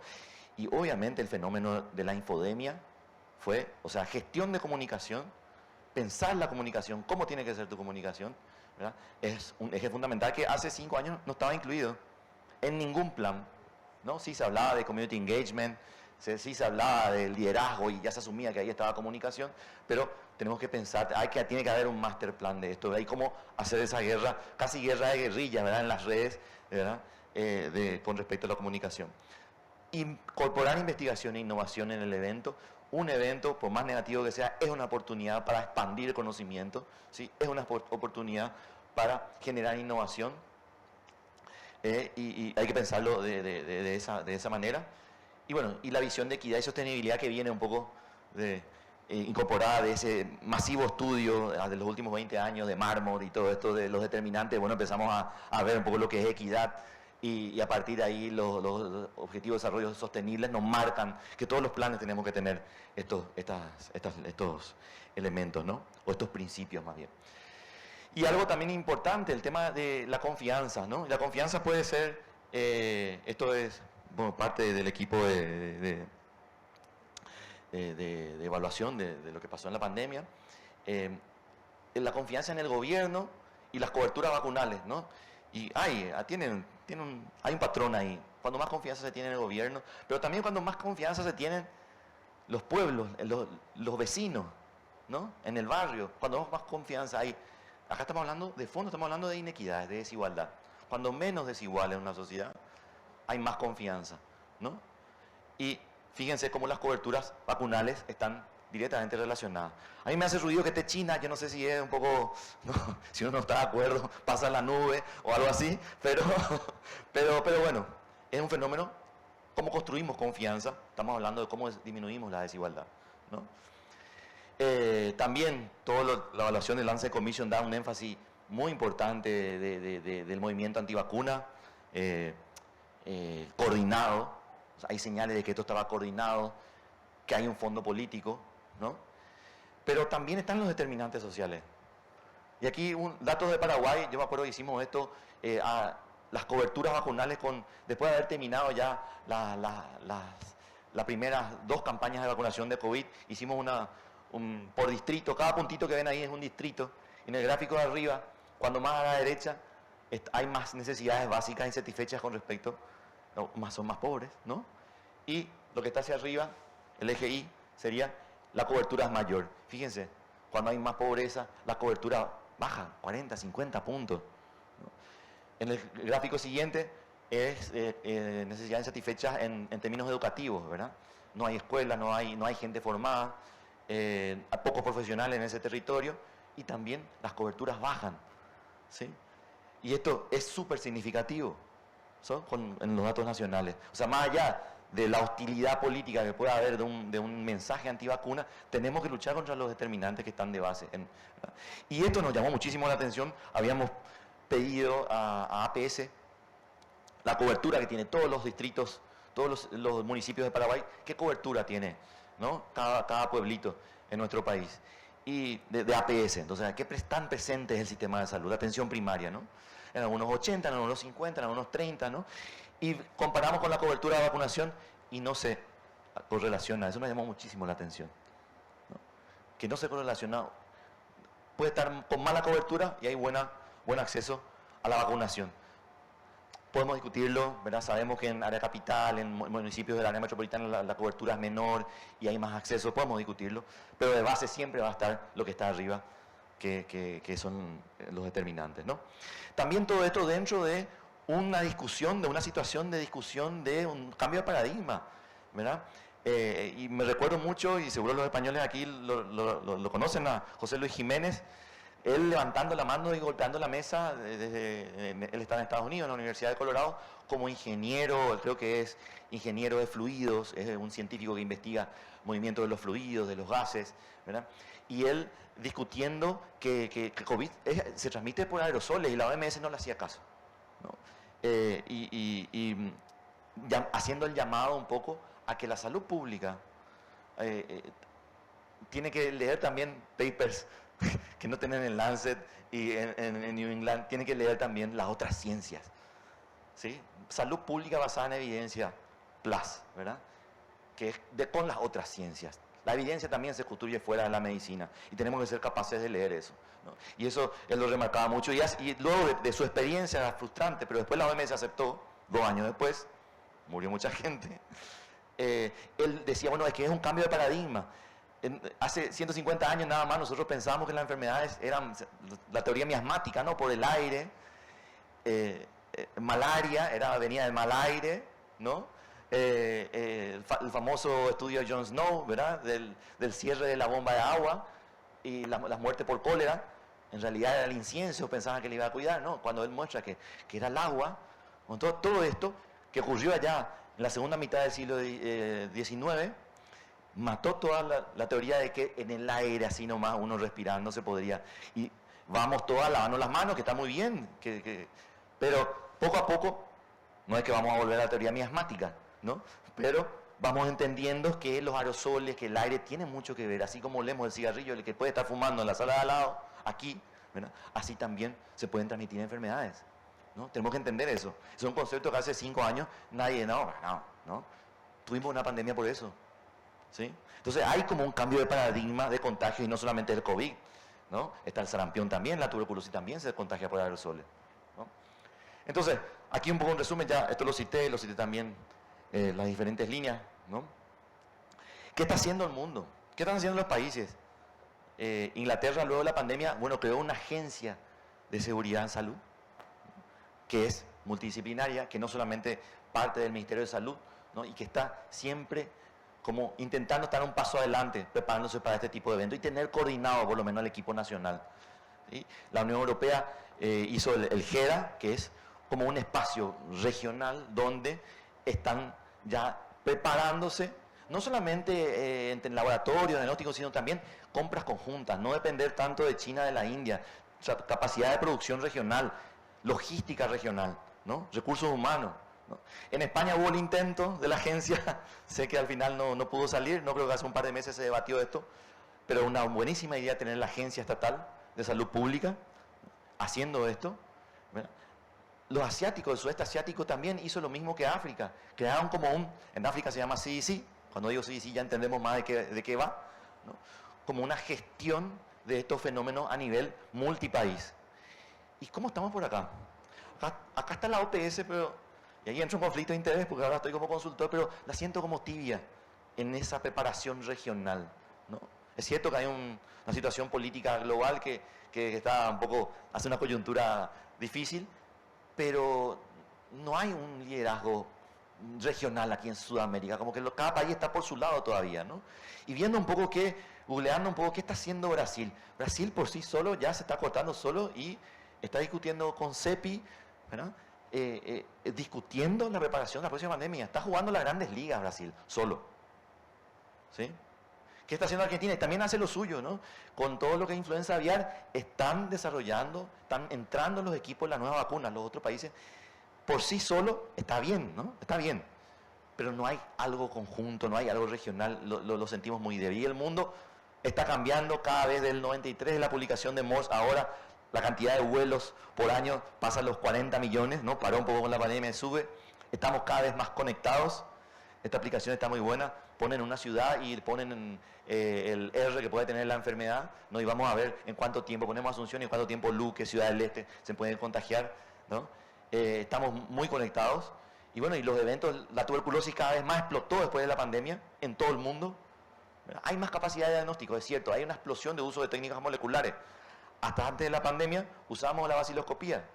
Desde que empezamos a usar Ginesper y otras técnicas, aumenta un 25 o un 30% del diagnóstico, ¿sí? Y eso también, o sea, estamos diagnosticando más y mejor, pero también hay un fenómeno de aumento de eventos. Polio en Nueva York, difteria en Australia, ¿no? Y esto es un fenómeno que pronto llega por la migración de las aves. La influenza aviar en Estados Unidos, la verdad que es bastante crítico, no solamente por los gallineros, no solamente por la producción de aves, de huevos y toda la parte económica, sino también porque ya tenemos casos en el ganado vacuno, ¿no? Hay un descenso de producción de las vacas lecheras, hay un impacto económico, a las vacas no se les mata como se les mata a las gallinas, ¿no? Allá hay 70 casos en los Estados Unidos, hay un muerto por influenza aviar en los Estados Unidos, y las aves vienen para acá en esta época del año, ¿no? Y tenemos 2 muertos por sarampión en Estados Unidos. ¡Wow! ¿No?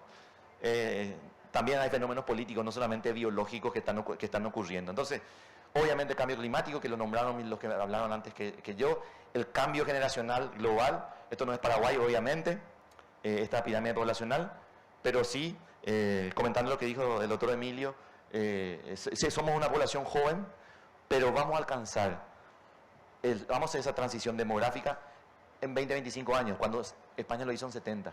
Entonces, ese periodo tan corto de tiempo afecta a cómo construir la institucionalidad y cómo planificar eso mucho más rápido, ¿no? Entonces, como epílogo, y termino aquí, todo esto ha sido un ensayo, lo que pasó, la pandemia, ha sido un ensayo.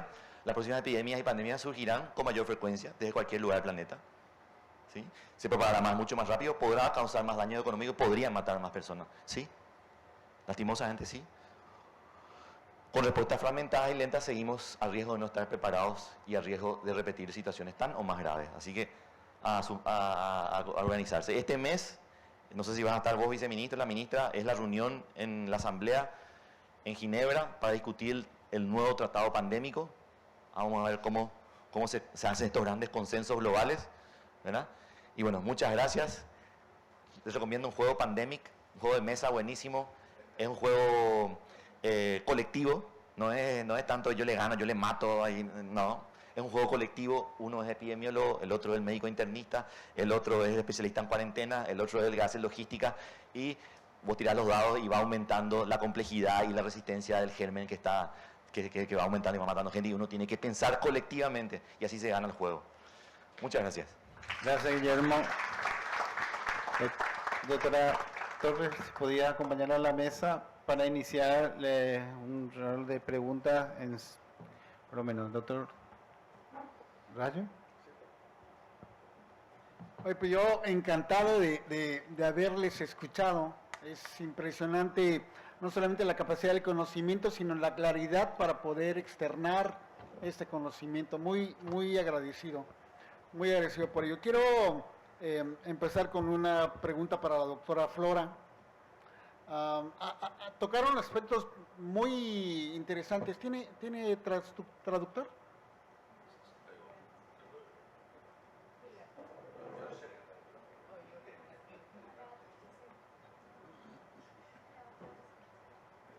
Gracias. Gracias, Antonio. Usted habló acerca de, bueno, entre otras cosas, del bienestar médico. Cuando toca el tema de médicos residentes, habla del número de horas que ellos trabajan, y supongo que es un problema en todo el mundo. Las grandes jornadas de nuestros médicos residentes impactan sobre la calidad de atención.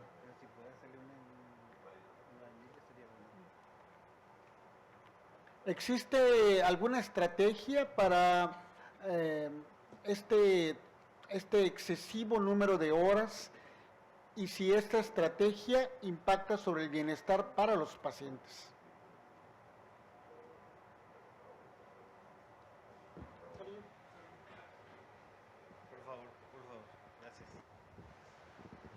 Thank you. Believe it or not, the resident hours have been reduced. When I trained, there was no deadline. You worked, you just stayed in the hospital till your work was done. 7 days a week, 36 hours. So in around 2010, they reduced resident duty hours. They now have to have time off. They can't work more than 20 hours. So there have been some changes, and hopefully there'll be more. But the care of patients is not affected because of hospitalists. As the footprint of residents has decreased in the hospital, more hospitalists are hired to cover that gap. Many of the hospitalist service are 24 hours a day, 7 days a week. It's shift work. Gracias. Sí, yo creo que sí.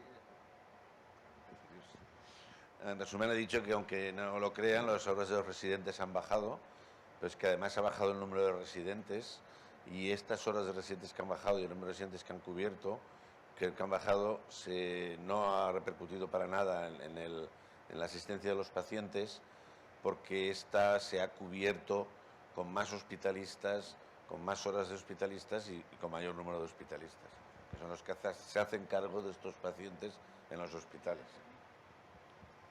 Más o menos, ¿no? Más o menos. Muchas gracias, Antonio. Sí, para el doctor Emilio. Usted dijo que las guías no contemplan a los pacientes muy mayores, y le quiero comentar un caso que me tocó hace poco ver. Un paciente de 98 años que llega a los 98 años muy bien trabajando, andaba a caballo, hace una hemorragia digestiva y resultó ser un cáncer de colon. Entonces, primero me sentí un poco culpable, porque todas las guías dicen hacer los estudios hasta los 75 años. Y como usted dijo, cada vez tenemos pacientes mayores y una proporción de estos pacientes llega muy bien. Usted mostró un paciente de 105 años. ¿Cómo podemos manejar? ¿Qué le digo a la familia? ¿Por qué no le indiqué un screening antes? Porque él estaba espléndido. 98 años. Y le digo, bueno, ¿qué hacemos? ¿Lo operamos? ¿No lo operamos? ¿Le hacemos quimio, radio? ¿Cómo manejamos esa situación? Esa es una pregunta. Y la otra pregunta que quiero compartir con ustedes dos. Es muy frecuente, yo hago visitas a domicilio, pacientes mayores de 80 años que están lúcidos, son independientes todavía, pero les cuesta trasladarse. Y la soledad es tremenda, así como dicen ustedes. Y lo que estoy viendo en los últimos años, hijos grandes, padres grandes, y a veces los hijos están más enfermos que los padres. Y es la mamá o el papá quien le cuida al hijo, y a veces se produce la muerte del hijo y los padres se quedan más solos y con más depresión. Esa circunstancia vemos muchísimo. Me gustaría escuchar la experiencia de ambos. Empiezo con esta última si quieres. Mira, esa situación en España se ve, porque a veces es que ves a la mujer con el esposo allí, la mujer es mayor que el esposo y tú dices, pero ¿quién les va a cuidar? Entonces yo por eso insisto en que hay que trabajar mucho con trabajo social, con los trabajadores sociales de los hospitales, de los centros de salud. En España sí que tenemos eso establecido y entonces detectamos las necesidades incluso en las plantas de hospitalización y se contacta con los trabajadores sociales. Ese es el problema. Es que quedan más solos, claro, si es que los hijos, si la madre tiene 100 años, el hijo tiene 80. Y a lo mejor el hijo está peor porque la madre es de la posguerra y está acostumbrada a trabajar y encima ha tenido menos enfermedades, tiene menos enfermedades crónicas que el hijo. Es un problema. Y es el problema también de los cuidadores, que vemos que ahora no hay cuidadores. Entonces yo creo que los servicios sociales hay que potenciarlos. Necesitamos invertir mucho en recursos sociosanitarios. En España ahora hay residencias que están, que son como una casa, donde te atienden allí y es un modelo copiado porque en Europa existe ya y yo creo que está bien porque ellos permanecen en sus casas y se les atienden. Y si no, pues centros residenciales bien preparados para atender a estos pacientes. Tenemos también mucho servicio social de ayuda a domicilio, pero ese muchas veces no basta. Cada vez vamos a necesitar más este tipo de recursos porque al final la atención sociosanitaria tiene que estar unida. Entonces necesitas atender la enfermedad, pero el acompañamiento es fundamental. Eso por un lado. Y bueno, pues claro que es un problema, que lo vemos. La longevidad ha traído cosas muy buenas, pero ha traído muchos problemas que no hemos sabido prever porque sabíamos que iba a pasar, ¿no? No sé qué otra cosa que también, con que las... Ahora hablará el doctor Casariego, pero yo creo que la longevidad, lo que tiene que importar para limitar la actuación terapéutica no debe ser la edad nunca. Debe ser el estado general y el estado clínico que tenga ese paciente. A lo mejor habrá pacientes con 40 años que su deterioro es tan grande que no necesitas hacer maniobras agresivas para mantenerle. Pero habrá gente de 90 años que no hay que negarles nada, yo creo, si tienen buena calidad de vida. A lo mejor explicarle a la familia. Yo cada vez soy más partidaria de la toma de decisiones compartida. Entonces yo creo que si esa persona ha llegado bien, pues que muchas veces los pacientes, como los nuestros son muy mayores, dicen, no, a mí no me des quimio ni nada, mira, yo lo que viva lo he vivido bien, a lo mejor la operación la acepta, pero quimio, radio, pero cada vez yo soy más partidaria de tomar decisiones compartidas con este tipo de enfermo que llega muy cuerdo y que tiene todas sus capacidades mentales, suficientemente vivas como para tomar una decisión por sí mismo. Pero bueno, lo que diga el doctor Casariego. Sí, señor. Era su pregunta. Lo mío no es palabra de Dios, evidentemente. Realmente esos problemas se plantean cada vez más, ¿no? Ejemplos puedo poner unos cuantos. Varón de 102 años, 102, que hace una vida normal y desea tener relaciones sexuales. ¿Le darías Viagra? Varón de 104 años que hace una vida normal, pero le duele mucho la cadera y su traumatólogo cree que hay que ponerle una prótesis. ¿Le pondrían ustedes una prótesis? ¿A todos? ¿Aparte? Varones de 97 años, nonagenarios, donde yo vivo, hay varios miles. ¿Hacerles screening de cáncer de colon a todos? ¿Aparte? ¿Sobre qué criterios? Si partimos del concepto del time off, o sea, el tiempo que me queda de vida, ¿cómo decidimos esto, no? Siento no tener una receta mágica, pero sí me parece que las decisiones se tienen que individualizar para cada caso, con decisiones compartidas, evidentemente, con lo que dice la doctora Chimeno, ¿no? Con respecto al paciente que está bien, ¿no? Pues, ¿dónde está el cáncer de colon? ¿Tiene riesgo de obstrucción? ¿Se puede perforar? ¿La cirugía es sencilla? Tener en cuenta todos esos parámetros para tomar esa decisión, pero desde luego lo que debe de primar es más la calidad de la intervención, la calidad de vida y el bienestar del paciente. No tengo una receta mágica para casos, sino adaptaciones a cada paciente. Razón de más para que cada vez pensemos que todos estos pacientes no caben en ninguna guía de práctica clínica, ¿no? Y es también la visión humanista y social de nuestro oficio, ¿no? El que no nos pueden dar una receta para hacer cosas. Y con respecto a las situaciones que han comentado, pues es la práctica de hoy en día, ¿no? Una sociedad distinta necesita referencias diferentes y soluciones distintas. Pero tanto ustedes como nosotros vamos quizá unos años por delante, como se decía, pero en 20 años todos seremos iguales y todos tendremos estos mismos problemas, pero muchísimos. La siguiente pregunta, bueno, no sé si alguien por favor. Para la doctora Flora, nosotros en medicina interna hospitalaria tenemos muchos pacientes muy frágiles, en el sentido con muchas patologías, y cuando tienen alguna infección o alguna patología aguda, nos lleva mucho tiempo dejarle al 100% para darle un alta. Y usted habló de un concepto muy interesante del entorno post-agudo.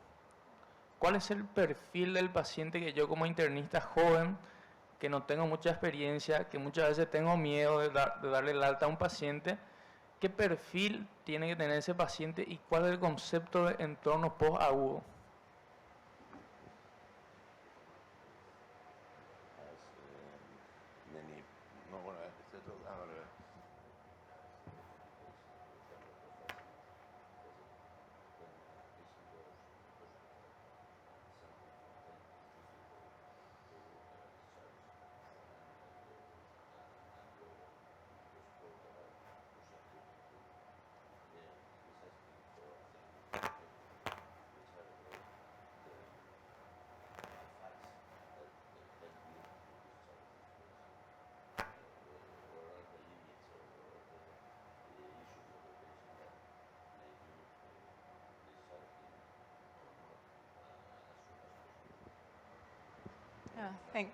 Thank you for that question, and I hope I answer it accurately.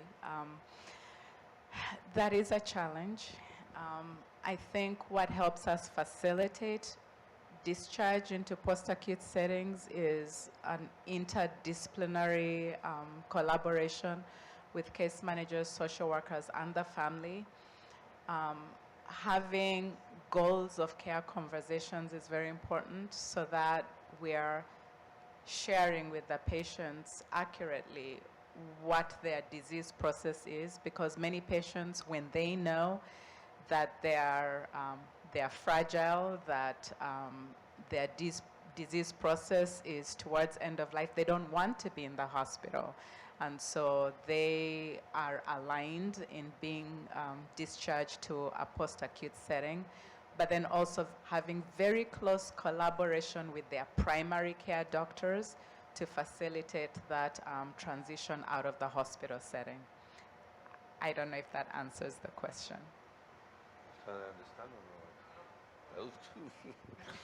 No, lo que dice, cuando un paciente se traslada a una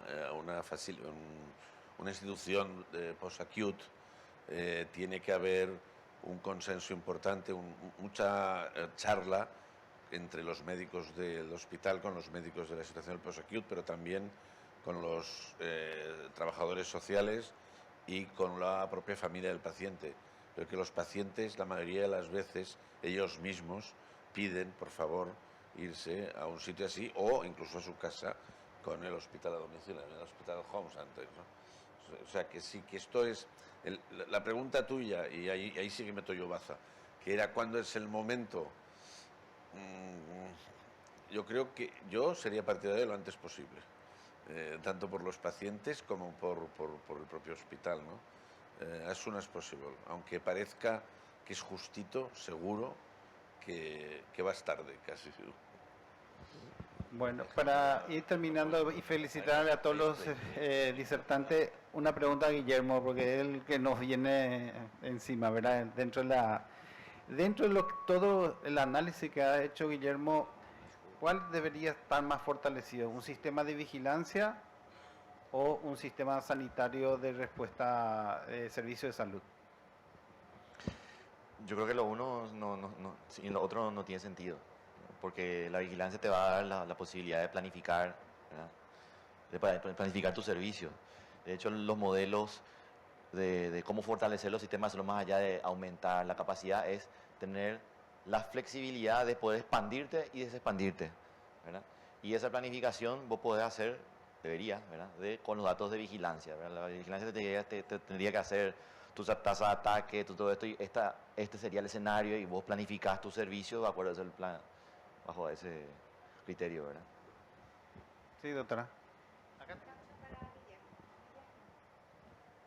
Una pregunta, porque yo creo que esto es inquietante, ¿no? Para nosotros, todos acabamos de pasarla porque está muy reciente una pandemia, muchos lo hemos pasado muy mal, evidentemente. España ha sido un país que lo ha pasado mal y algunas áreas lo han pasado muy mal. ¿Tú crees que hemos aprendido algo de todo esto? Porque yo tengo la sensación de que ya se nos ha olvidado. Es verdad, no lo sé. Y me preocupa, ¿no? Porque el riesgo está ahí.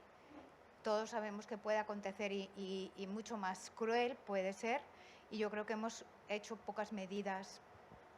Esa es mi percepción. Tú a lo mejor como epidemiólogo pues sabes más, como salud pública, preventivista. Yo la sensación que tengo es de que ahora mismo estamos muy frágiles frente a una situación que tendríamos que estar pues muy fortalecidos y muy preparados. Bueno, es la pregunta. Yo creo que sí hemos aprendido, pero sí hay como un hartazgo también, ¿no? O sea, hay como gran parte de la población que no quiere hablar de eso, que quiere tener una amnesia así voluntaria de ese periodo, ¿verdad? Me sumo, que queremos olvidarnos de eso, o sea, no me hablen más de esto. Hay eventos en el mundo que están pasando ahora que ya ni son noticias, que son lo de la influenza aviar, que está pasando en el mundo, ¿verdad? Y en Estados Unidos principalmente, la señal ya, pero que es gravísimo lo que está pasando. Viendo lo que puede ocurrir y cómo puede evolucionar eso en 1 o 2 años, ¿no?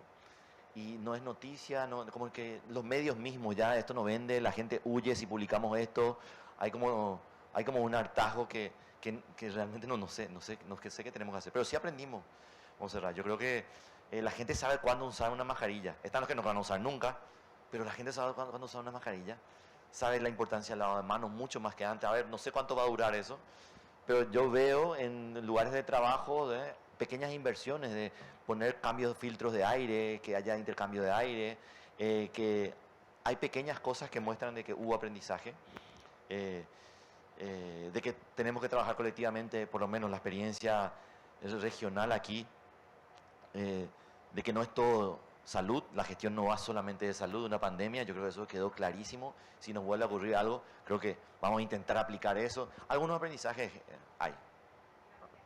Muchas gracias a todos. Entonces le invitamos para una foto final de todo esto. Muchas gracias.